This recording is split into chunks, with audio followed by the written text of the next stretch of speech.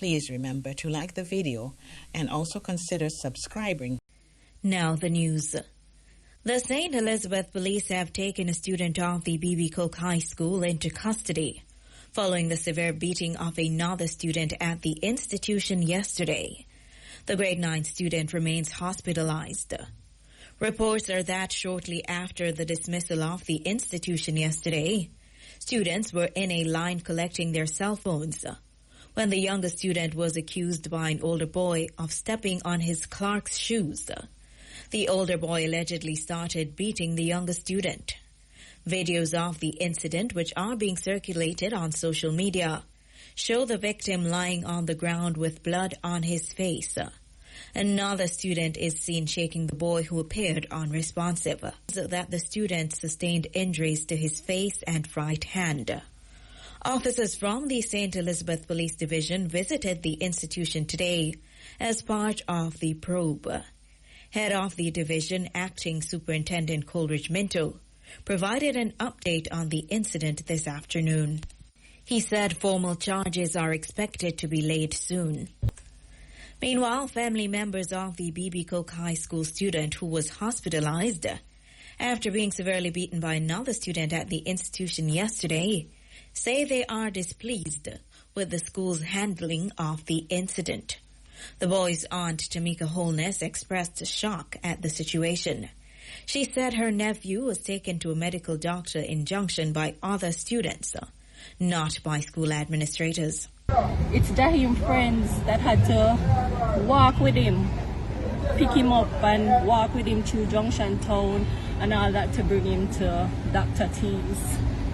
And trust me, that's really sad.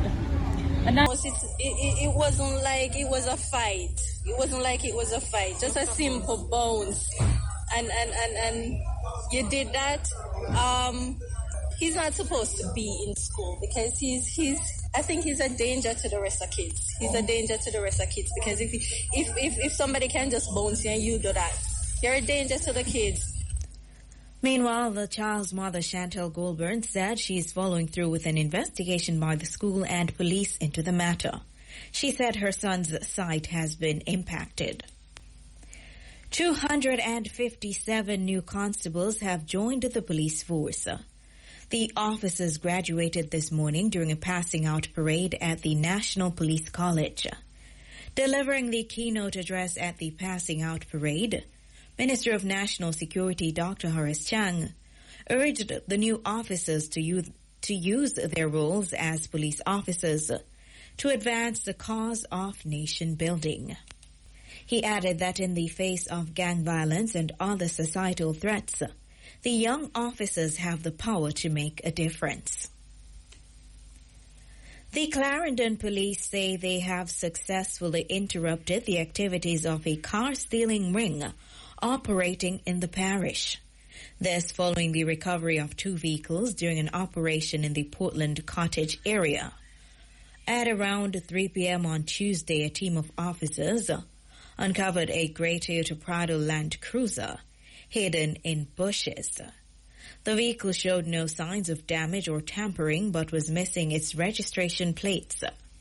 Subsequent information revealed that the Land Cruiser was reported stolen from the Old Harbour police station on July 30. Through the owner's production of the spare key, the vehicle has since been transported to the Lioneltown Police Station for safekeeping. The police say further investigations led to the discovery of a Toyota Corolla Axio. Deputy Superintendent in charge of criminal investigations for the division, Clifton Green, said investigations continue into the organized car theft syndicates operating in the area. The police have gained access to the cell phone belonging to businesswoman Amoy Leon Issa following compliance with a court order today that the key be handed over to investigators by 4 p.m. The cops need to access the phone as they continue investigations into the death of Issa's son Gabriel King last year. Issa had challenged a production order granted by a parish court judge for her to provide access to the phone, claiming her constitutional rights were being breached.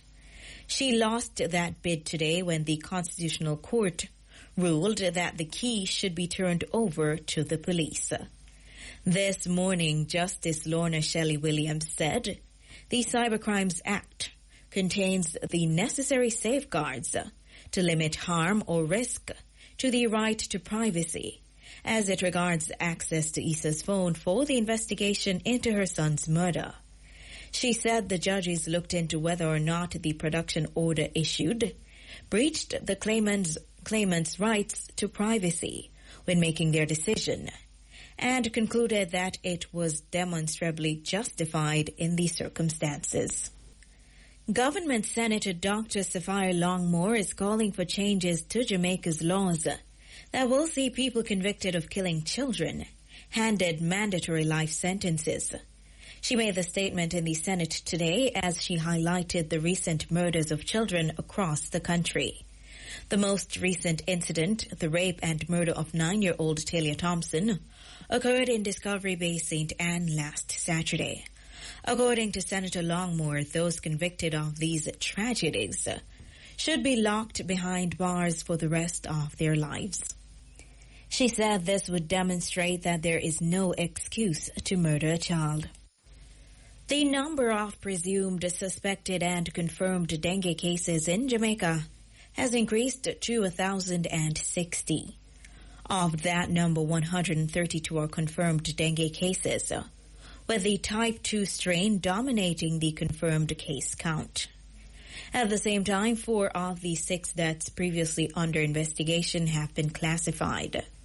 The Ministry of Health and Wellness says 1 death was dengue-related, while the other 3 were classified as suspected dengue-related deaths. All parishes have recorded dengue cases, with Kingston and St. Andrew, St. Thomas, St. Catherine, Portland, and St. James recording the most confirmed cases. The 5 to 14-year-old age cohort continues to be the most affected, followed by persons 25 to 59 years old. Dengue fever is a mosquito-borne disease that is usually a mild illness, in which a person may get a fever, headache, joint, and muscle pains.